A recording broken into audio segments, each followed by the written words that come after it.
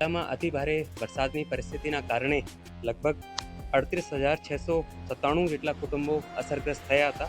આ તમામ કુટુંબોને લગભગ 6.77 કરોડની અમે કેશ ડોલ ચૂકવી દીધી છે અને લગભગ કેશ ડોલ ચૂકવણાનું કામ સમગ્ર જિલ્લામાં પૂર્ણ કરી લેવામાં આવ્યું છે. ઘર વખરીમાં લગભગ 30,000 કુટુંબોને નુકસાની થવાની પ્રાથમિક માહિતી અમને મળી હતી.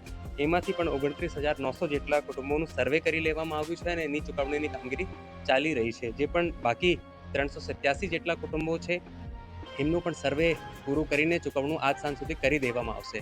એના પછી કાચા પાકા મકાનને નુકસાની, પશુ મૃત્યુના કેસીસનું ચૂકવણું પણ આજે પૂરું કરી દેવાનું જિલ્લા વહીવટીતંત્રનું આયોજન છે.